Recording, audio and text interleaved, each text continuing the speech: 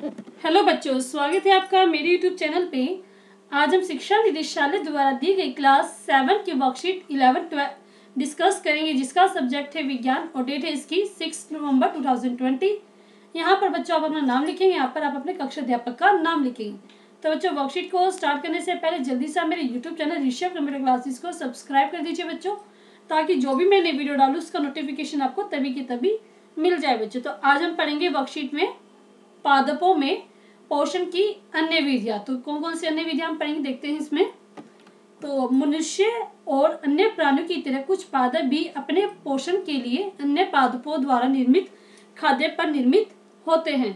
तो जैसे हमने लास्ट वर्कशीट में हमने पढ़ा था सपोषी, आपको ध्यान हो सपोषी हमने पढ़ा था। सपोषी क्या था, जो अपना भोजन खुद बनाते हैं उनको। जैसे इसमें एग्जाम्पल था हमारे पास पादप, पादप मतलब पेड़ बच्चों, ठीक है।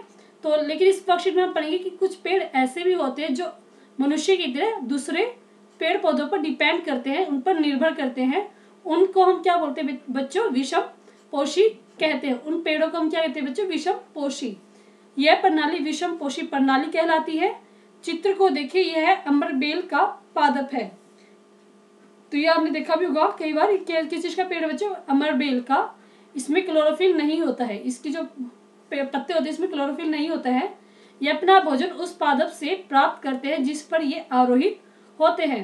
तो ये अपना भोजन उससे लेते हैं जिसके ऊपर ये चढ़े होते हैं, जिसके ऊपर ये होते हैं, या जिस पर ये आरोहित होते हैं। जिस पर ये आरोहित होते हैं वह पादप परपोषी कहलाता है। तो जिस पर ये आरोहित होते हैं उस पेड़ को हम क्या कहते हैं, परपोषी। जो दूसरे का पोषण करता है उसको कहते हैं परपोषी। क्योंकि अमरबेल जैसे पादप परपोषी को अमूल्य पोषकों से वंचित करते हैं, अतः ये इन्हें परजीवी कहते हैं। तो अमरबेल कैसे हो, परजीवी, जो दूसरों पर जीवित रहता है उसको बोलते हैं परजीवी। तो अमरबेल क्या हो, परजीवी। और परपोषी क्या होता है, जो दूसरों को पोषण देते हैं, तो वो क्या कहलाते हैं बच्चों, परपोषी। ठीक है, तो आगे हम देखते हैं इसमें।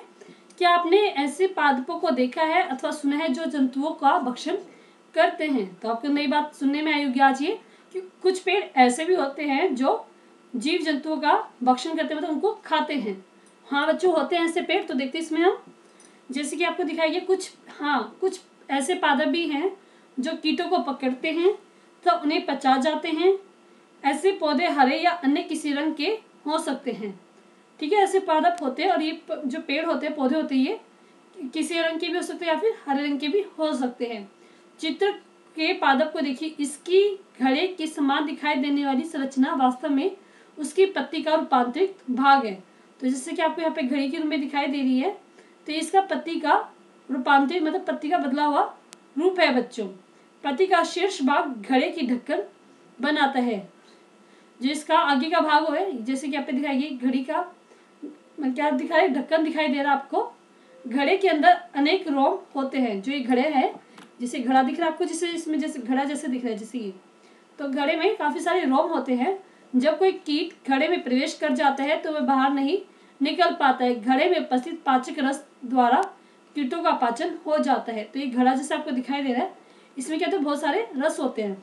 तो जैसे कीट इसके अंदर जाएगा, वो जो रस होता है उनका पाचक रस द्वारा कीटों को खा जाते हैं बच्चों। ऐसे पादप कीटभक्षी पादप कहलाते हैं, जैसे कि घटपर्णी पादप, वीनस फ्लाइट और वीनस फ्लाइट ट्रैप पादप। ये दो पेड़ हैं जो कि कीटभक्षी पेड़ कहा जाते हैं, जैसे घटपर्णी और वीनस फ्लाइट ट्रैप।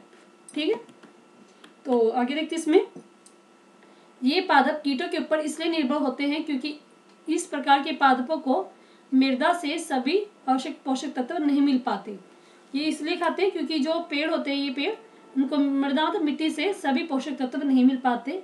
तो उन्हें पोषक तत्व पूरा करने के लिए क्या करते हैं, कीटों को खाते हैं। इसलिए इनको क्या बोलते हैं बच्चों, कीटभक्षी पेड़ कहा जाता है। ठीक है, तो अब हम देखते हैं इस वर्कशीट के क्वेश्चन आंसर। पीले रंग के दुर्बल तने वाले परजीवी पादप का नाम बताइए। तो पीले रंग के दुर्बल तने का नाम क्या था बच्चों, पीला पीला है ना ये। तो इसका आंसर होगा बच्चों हमारे पास, इसका आंसर है बच्चों हमारे पास अमरबेल। इसमें आप सिंपल लिखेंगे अमरबेल, अमरबेल। नेक्स्ट है कीटभक्षी पादप के उदाहरण लिखिए। कीटभक्षी पादप के हमारे पास उदाहरण थे, ये दो एग्जाम्पल है बच्चों। आपका सेकंड क्वेश्चन का आंसर है घटपर्णी पादप और वीनस फ्लाइट्रैप पादप। नेक्स्ट है कीटभक्षी पादपों कीटों का भक्षण क्यों करते हैं? तो ये है इसका, ये पादप कीटों के ऊपर इसलिए निर्भर करते हैं क्योंकि इस प्रकार के पादपों को मृदा से सभी पोषक तत्व नहीं मिल पाते हैं। तो ये आपका क्वेश्चन नंबर 3 का आंसर है बच्चों। परजीवी व कीटभक्षी पादप द्वारा किस प्रकार के पोषण का उपयोग किया जाता है? तो परजीवी और कीटभक्षी किस प्रकार का पोषण करते हैं? जो हमने इस पूरी वर्कशीट में पढ़ा बच्चों, विषम पोषी। ये क्या कहते हैं इसको? विषम पोषी पोषण का इस्तेमाल करते हैं। तो इसको हम लिखेंगे विषम पोषी। जो अपने भोजन के लिए दूसरों पे डिपेंड करते हैं उसको हम बोलते हैं बच्चों विषम पोषी पाचन तत्व पोषण। ठीक है, तो ये आपका विषम पोषी पोषण आपका इसका लास्ट क्वेश्चन का आंसर होगा बच्चों। तो बच्चों पूरी वर्कशीट हमारी कंप्लीट हो गई है। अगर बच्चों आपको पसंद आई, अच्छी लगी है तो इस वर्कशीट को लाइक कीजिए, शेयर कीजिए अपने दोस्तों के साथ। अपने क्लास के जो व्हाट्सएप ग्रुप बने हैं उसके लिए आप ये वाला आइकन दबाएंगे।